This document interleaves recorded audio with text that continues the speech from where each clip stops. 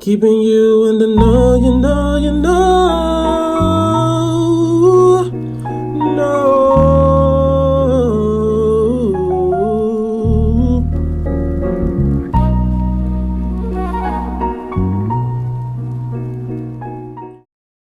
I'm on the You're not on Bart. I just explained to you that you were detained. Go, bro. Did I not?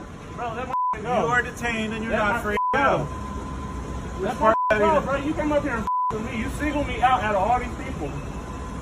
You're eating. Bro, so what? It's against the law. So what? I tried. It'll be demonstrating on Bart. Let my It's a violation of California law. Bro, I have the right to detain you. No, you don't. Yes, I do. Can you please let my backpack go? Are you going to cooperate? Yeah, we're. So you cooperate? Leave me the alone. You're going to go to jail. I'm not going to jail for eating a sandwich. No, for resisting arrest. I'm not resisting arrest. You are resisting. How did anything wrong? Well, I have no right to trust my. You have no right to eat a sandwich on Bart. I'm not on Bart. Bro, let my go. I'm asking for you to let my go. Your name. You didn't give me your name. I don't need to give you my name. I've done nothing wrong. What's going on here? He came up here harassing me. All right, I need to turn around. No, I've turn around now. I've done nothing wrong. Turn around, man. Stop. Just listen. Just listen. Just listen. Ain't nobody resisting. Ain't nobody resisting. Just listen. You see the nobody resisting. You didn't even do anything. You know, 4 cops for eating a sandwich. 4 cops for a sandwich? That's all he did was eat a sandwich. 4 cops for resisting, okay? Ain't nobody resisting. Stop. Nobody resisting. It's against the law to eat. And by the way, those are servants. And that's what we're speaking. Disturb what? Disturb what? Disturb what? Disturb what? I came up here and ate a sandwich. What's going on, YouTube family? It's your brother Real Adele with another You Know video.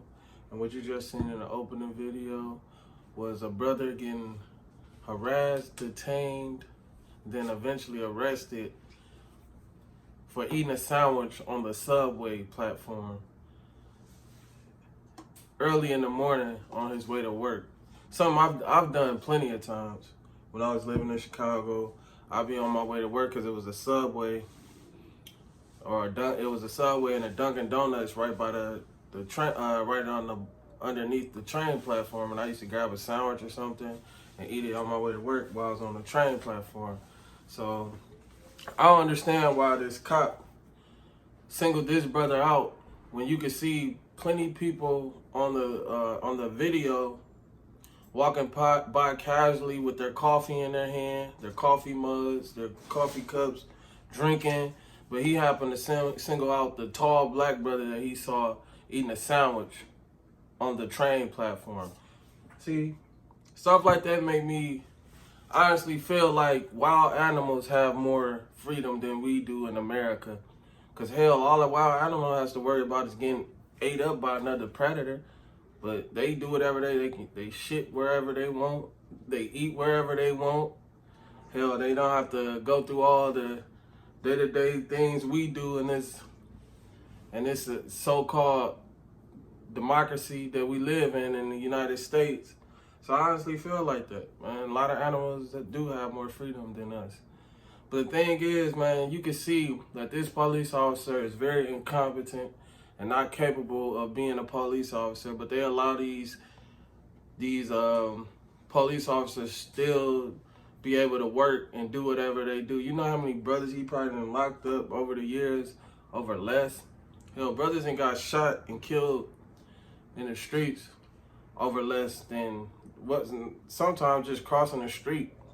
You know, you can get charged for jaywalking and all this other stuff. Now, don't get me wrong. If traffic coming and it can cause an accident, if somebody just run across the street and it can cause an accident, yeah.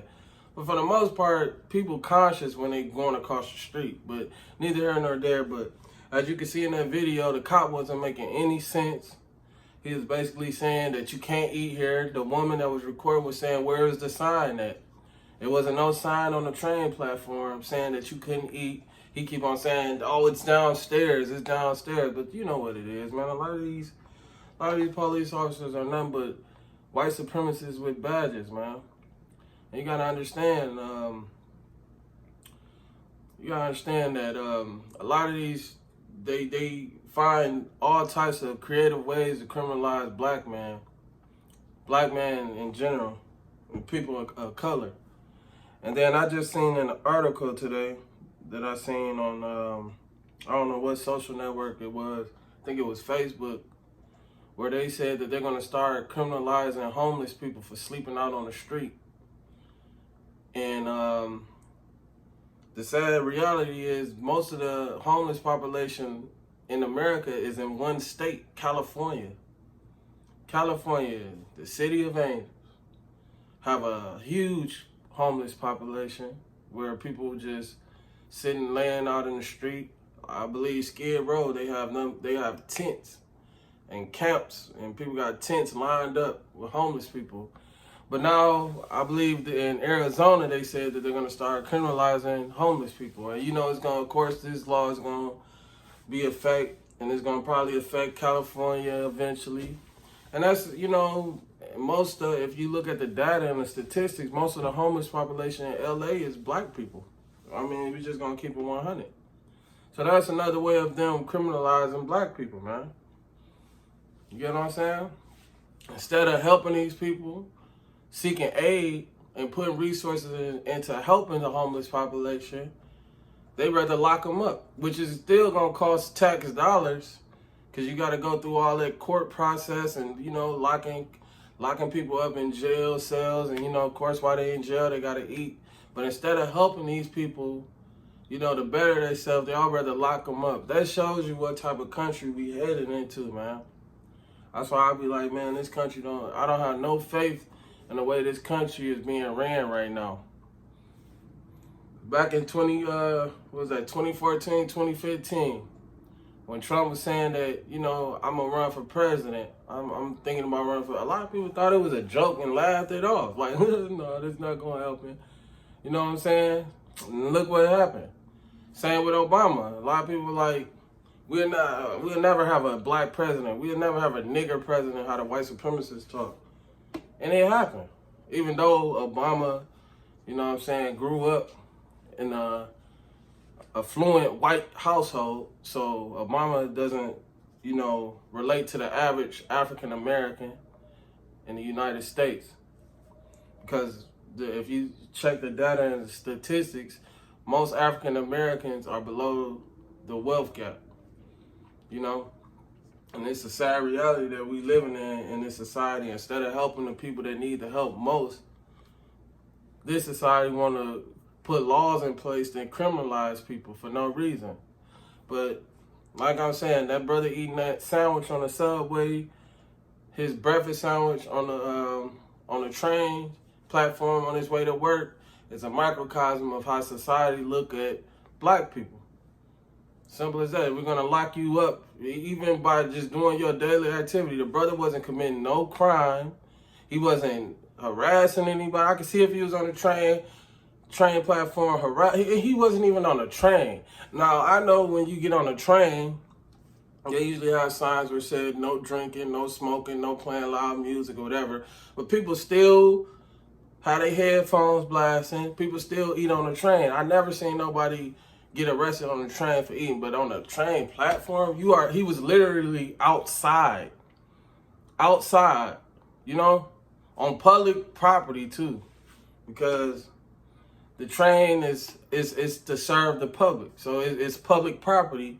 But this cop decided, well, since I got this badge and I can do whatever I want because I'm white and I have this badge, I'm gonna harass this brother and lock him up. You know what I'm saying?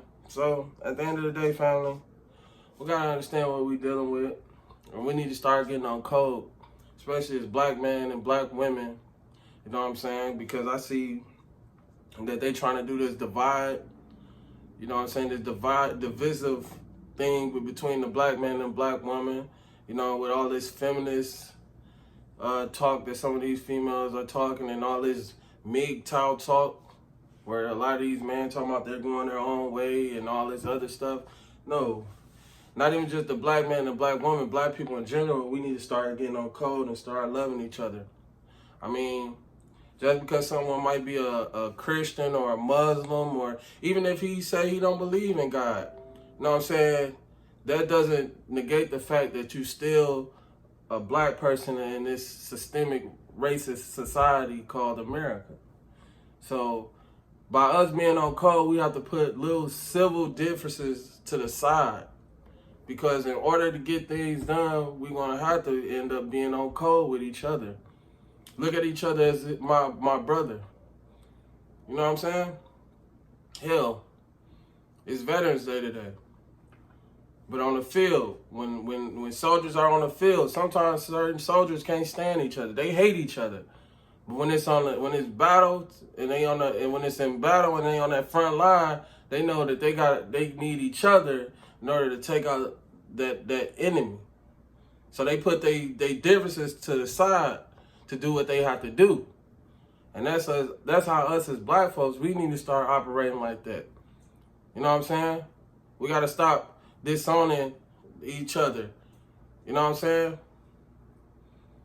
And I say, even if a person gay, long as he ain't the type of person where, hey, and all that pedophile stuff, that's cool. But we got gay brothers and sisters out here that can be beneficial to black folks doing what we need to do. What you do in your bedroom, that's you.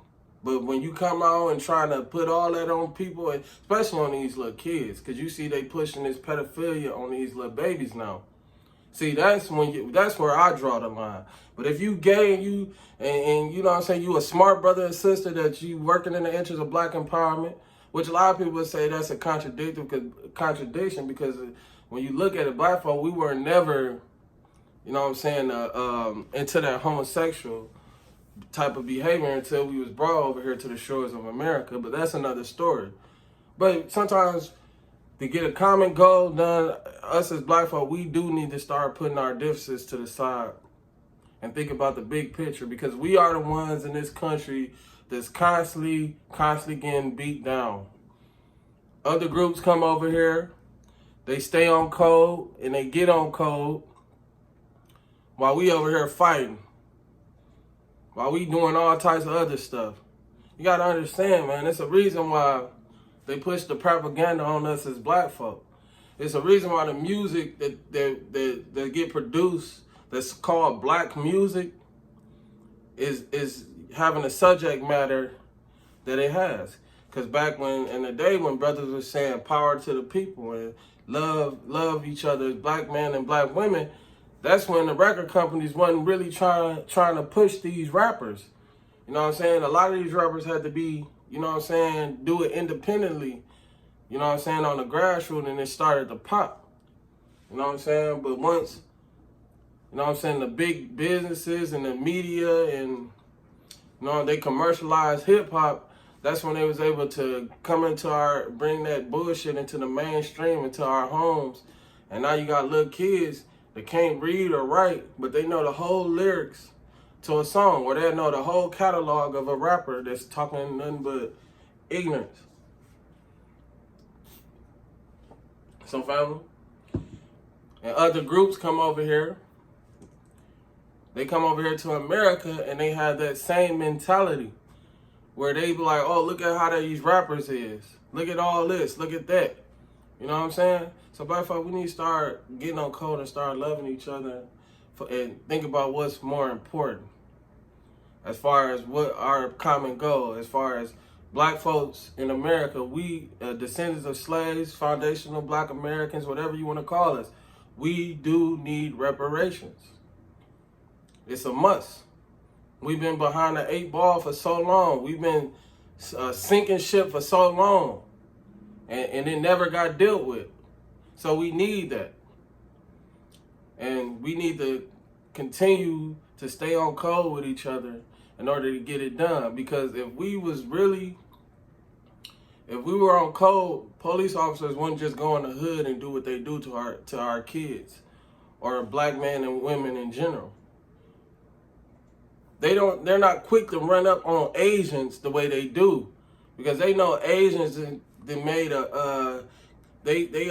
initiated their power, because they know you do something to harm too many of these Asian people, then China gonna start looking at you funny style, or Japan are gonna start looking at you funny style and be like, oh no, we can't do business with you Americans no more, because y'all treating us bad. Y'all shooting us dead in the street. y'all doing us wrong. And black folk, we need to start being like that too. Start being on code with each other and start loving each other. And not allowing these people to harm us. You get what I'm saying, family? And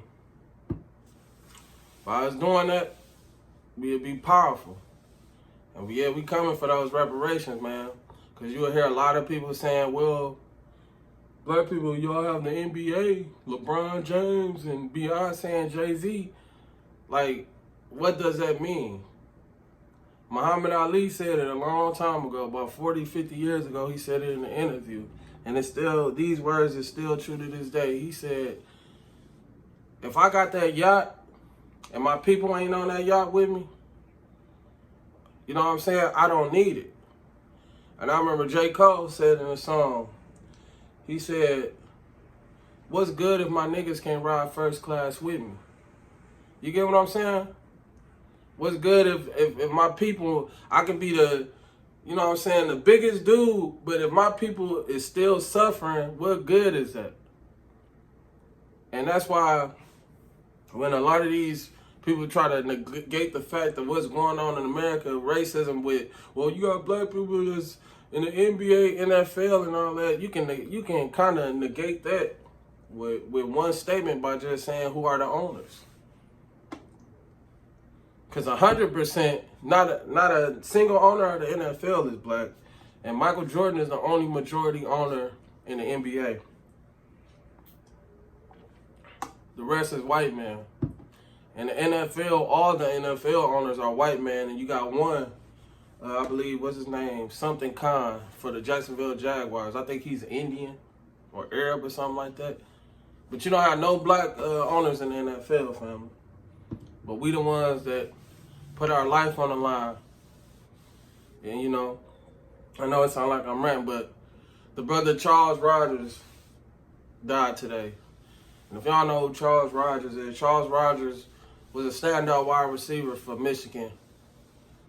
I believe Michigan State back in the day. Michigan or Michigan State. I remember because he played for the Detroit Lions. He was a second overall pick. And his brother, you know, he only played in the NFL 3 years, but he was talking about how he always had chronic pain. And he was addicted to, you know, popping pills, and he smoked marijuana a lot to deal with the pain. But his brother was only 38 today, and he died of liver failure. Liver cancer or something like that, because he was drinking. You know, he went from NFL college star to top 2 pick in the NFL draft to he started, they say he was working in Florida as a auto mechanic or something like that. And this is a story. The NFL uses and exploits these brothers and they talents. They tell them to shut up, nigga, and run that football. We got all the business thing, all the logistics and stuff. We gonna handle that. But when you think about all the business and logistics stuff, that's where the money at. And they don't want black men to be a part of that. That's why they try to lock us out of that. That's why it was a problem when LeVar Ball was talking about starting his own league. Because if LeVar Ball can spark that into someone younger than him, it's going to be younger brothers talking about some, oh, we don't got to play. I can be a player and I can be the owner of my own. I can do my own thing, see? And that's how we got to start thinking as a whole group. Because we talented. We got the talent, but we also got the brands. But we didn't allow these people to beat us down so long and so hard that we think that we just, they stepping stool to the top. While everybody else eating off of us, you know what I'm saying? We struggling. But with that said, family, so I know I'm ranting. That's all I'm going to say, man. With that said, stay cool, stay blessed, stay black.